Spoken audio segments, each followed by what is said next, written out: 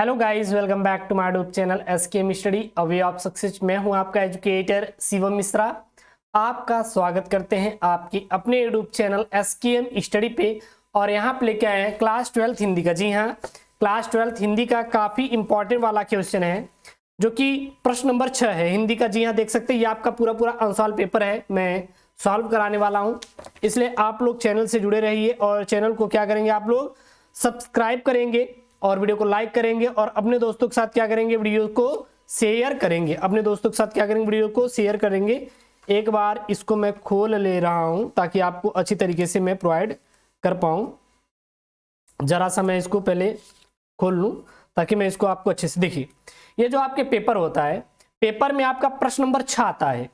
पंचलाइट अथवा बहादुर के कहानी का सारांश लिखे। देखिए यहाँ पे लिखा गया है, आई थिंक आपको नहीं दिख रहा होगा लेकिन कोई बात नहीं, मैं इसको लगा दूंगा।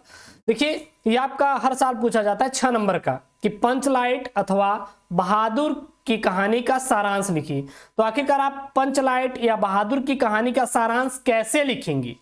हाँ, या फिर देता है कि ध्रुव यात्रा या लाठी के कहानी का उद्देश्य लिखिए। या फिर आप सारांश लिखेंगे या फिर क्या करेंगे, आपको उद्देश्य लिखना रहेगा। तो हम लोग यहाँ पे मेन उद्देश्य क्या है उसको आपको कैसे लिखेंगे, ठीक है ना। तो ये काफी आपके लिए इंपॉर्टेंट वीडियो होने वाला है, इसलिए वीडियो को आपको अपने दोस्तों के साथ जरूर से जरूर शेयर करना है। साथ ही साथ अगर आपको कहीं से भी कोई डाउट हो रहा है, कोई समस्या है, तो अपने दोस्तों के साथ आपके दोस्तों के साथ कोई समस्या है हिंदी को लेकर, तो बिल्कुल उनको बोलिए कि सर पढ़ा रहे हैं पूरा Hindi SKM study YouTube channel पर अच्छे तरीके से, ठीक है ना। उनको ले आइए और आपका कोई भी डाउट है तो बिल्कुल आप कमेंट बॉक्स में मेंशन कर दीजिए। चलिए यहाँ पे देखने वाले हैं कि आप लोग जो कहानी का सारांश और उद्देश्य कैसे लिखते हैं। तो ये है बहादुर पर, जो कि आपका प्रश्न नंबर 6 होता है और ये आपका 5 अंकों का आपके बोर्ड में पूछा जाता है। कितने अंकों का पूछा जाता है आपके बोर्ड में? 5 अंकों का आपके बोर्ड में पूछा जाता है। तो यहाँ पे बहादुर कहानी का हम लोग उद्देश्य लिखेंगे, जो कि काफी इंपॉर्टेंट वाला टॉपिक है और 5 नंबर आपको यहाँ पे पक्का होने वाला है आज के वीडियो में। सबसे पहले आपके पेपर में बोलेगा तो आपको क्या करना है कि यहाँ पे प्रश्नोत्तर संख्या डालेंगे। क्या डालेंगे? प्रश्नोत्तर संख्या। अब प्रश्नोत्तर संख्या कौन सा है? छठा वाला। तो यहाँ पे प्रश्नोत्तर संख्या छठा डाल के 2 लाइन नीचे खींच देंगे और वो भी ब्लैक से डालना है, ठीक है ना। और एक आपको लेफ्ट हैंड साइड की ओर हंसिया खींच देना है। हंसिया मतलब आप लाइन खींच देंगे और फिर यहाँ पे लिखना शुरू करेंगे। यहाँ पे जो आपके पास यहाँ पे बचेगा यहाँ पे आपको लिखना शुरू करना है, ठीक है ना। तो कुछ इस प्रकार से लिखना है ताकि आपको एग्जामिनर अच्छा नंबर दे। देखिए कितने अच्छे तरीके से बच्चे ने लिखा है और इसीलिए इसको 5 में से 5 भी मिल सकता है और 5 में से 4 तो 100% मिलेगा ना। 5 में 5 तो 4 नंबर एग्जामिनर 100% देके जाएगा, क्योंकि बच्चे ने बहुत अच्छे तरीके से यहाँ पे लिखा है। तो अगर ये आपको 5 में 5 नंबर पक्का करना है तो आपको इसी प्रकार से लिखना है। अगर ये 5 अंक आपको पक्का करना है तो आपको इसी प्रकार से यहाँ पे लिखना है जैसे कि लिखा गया। सबसे पहले आपको प्रश्नोत्तर डाल दीजिएगा, फिर यहाँ पे बहादुर हेडिंग डाल देंगे, ठीक है ना। तो अब इसके आगे क्या लिखना है? यहाँ पे लिखना है कि अमरकांत जी द्वारा लिखी कहानी बहादुर एक मध्यवर्गीय परिवार में नौकर के साथ परिजनों द्वारा किए गए अत्यंत कटु व्यवहार का कहानी है। लेखक ने स्वयं की कहानी को पात्र बनाते हुए कहानी की आत्म कथात्मक रूप में रचना किया है। मतलब ये है कि जो ये कहानी है ये अमरकांत द्वारा जी रचित कहानी है। वो क्या बोला है कि एक मध्यम वर्गीय परिवार है, जिसको उन्होंने खुद को मेंशन किया है कि मान लीजिए मैं ही मध्यम वर्गीय परिवार हूं और मेरी पत्नी को एक नौकर की जरूरत है और मैं एक नौकर को रखता हूं, ठीक है ना। फिर आगे क्या है, इन्होंने क्या यहाँ पे मेंशन किया है देख लेते हैं। चलिए थोड़ा सा इसको ऊपर लेके जाना पड़ेगा क्योंकि नीचे आ गया है। Just a second.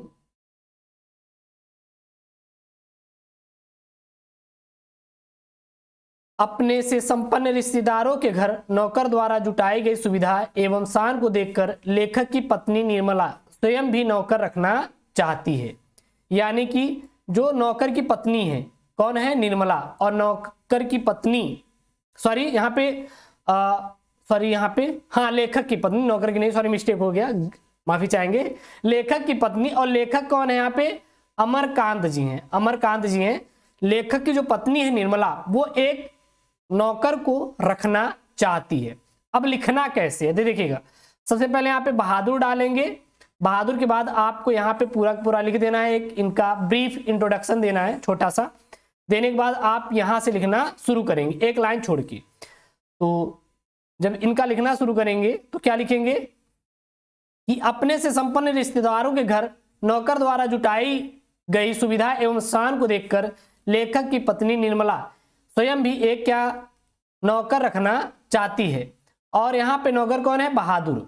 बहादुर नेपाल का 12 से 13 साल का क्या लड़का है जो अपनी माँ के दुर्व्यवहार से तंग आकर घर छोड़कर शहर चला आता है और निर्मला के परिवार ने उसे नौकर के तौर पर या फिर नौकरी पर रख लिया है।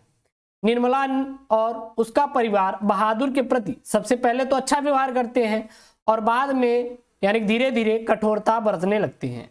अब परिवार के सभी सदस्य उसे ढूंढते हैं, किसको ढूंढते हैं, नौकर को ढूंढते हैं, यानी कि बहादुर को ढूंढते हैं। क्यों ढूंढते हैं, देखिए सबसे पहले उनको एक नौकर की जरूरत थी, ये लोग क्या किए कि एक नौकर को पाए रख लिए, और नौकर कौन है, बहादुर।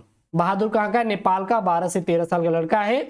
उसकी माँ उसके साथ अच्छा व्यवहार नहीं करती थी, इसलिए वो तंग आकर नेपाल से भागकर भारत आ गया बॉर्डर क्रॉस करके। अब अमरकांत जी की जो पत्नी है निर्मला, वो बहादुर को रख लेती हैं, कहती है कि तू आ बेटा नौकरी कर। सबसे पहले बहादुर के प्रति बहुत ही अच्छा व्यवहार किया जाता है, मान सम्मान प्यार सब कुछ दिया जाता है, लेकिन बाद में उसके साथ धीरे धीरे क्या करने लगते हैं, कट व्यवहार मतलब मारपीट, झगड़ा, लड़ाई, गाली गलौज इत्यादि करने लगते हैं। अब भाई साहब आप किसी नौकर के साथ ऐसे व्यवहार करोगे तो क्या आ जाता है, वो तंग आ जाता है, और तंग आकर क्या करता है, वो उनके परिवार को छोड़ देता है। किसके परिवार को, निर्मला के, यानी कि लेखक के फैमिली को छोड़ के वो भाग जाता है। अब निर्मला के जो फैमिली वाले होते हैं बहादुर को ढूंढने लगते हैं। क्यों ढूंढने लगते हैं, क्योंकि सब लोग पहले काम करते थे, लेकिन जब से आ गया था बहादुर वो सब काम करता था, इसलिए वो आराम के आदी बन चुके थे। ठीक है ना, यहाँ देखिए, क्योंकि वो आराम के आदी बन चुके थे। अब बहादुर की उपयोगिता देखकर सभी अब अपना घरेलू कार्य करने से घबराते थे, यानी कि अब बहादुर उपयोग में नहीं था, इसलिए वो घर का काम नहीं कर पाते थे। ठीक है ना, फिर यहाँ पे मैं अपने आपको हाइड कर लूंगा तो आपको दिखाई देगा। चलिए, बहादुर के घर छोड़ जाने पर वे सभी पश्चाताप करते हैं तथा अच्छा व्यवहार करने की सोचते हैं, परंतु अब पछताए हो कि क्या जब चिड़िया चुग गई खेत। बहादुर ने सहनशीलता और स्वाभिमान की भावना कूट कूट कर भरी हुई थी, उसके इसी चरित्र के कारण यह कहानी हमें प्रिय है। अब यहाँ पे बात समझिएगा आप लोग अच्छे तरीके से। बात कैसे समझेंगे, बात ये समझेंगे कि ये जो आपका कहानी है, कहानी का सारांश लिखना रहेगा या फिर कहानी का उद्देश्य लिखिए। तो यहाँ पे मैंने उद्देश्य लिखा है, बहादुर कहानी का उद्देश्य लिखा है। ये आपके बोर्ड में 5 अंकों का आएगा। सबसे पहले आपको प्रश्नोत्तर संख्या डालना है, फिर उसके बाद बहादुर जिसका आपको लिखना रहेगा। आप ऐसे भी लिख सकते हैं, बहादुर कहानी का सारांश लिख रहे हैं तो सारांश लिखेंगे। अगर लिखना है बहादुर कहानी का उद्देश्य तो बहादुर कहानी का उद्देश्य भी डाल सकते हैं, या फिर डायरेक्ट आप बहादुर भी लिख सकते हैं।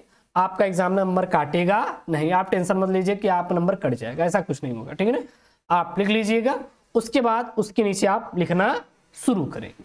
क्लियर है, तो आशा करते हैं यहाँ पे आपको समझ में आया होगा। मान लीजिए अगर आपको नहीं समझ आया तो आप कमेंट कीजिए, फिर से समझा देंगे। मुझसे बीच में 1-2 शब्द गलत हो गए थे, इसके लिए आपसे माफ़ी चाहेंगे। और इसकी जो PDF है मैं आपको टेलीग्राम चैनल पर भेज दूंगा, आप डाउनलोड कर लीजिएगा। ओके दोस्तों, थैंक यू, जय हिंद।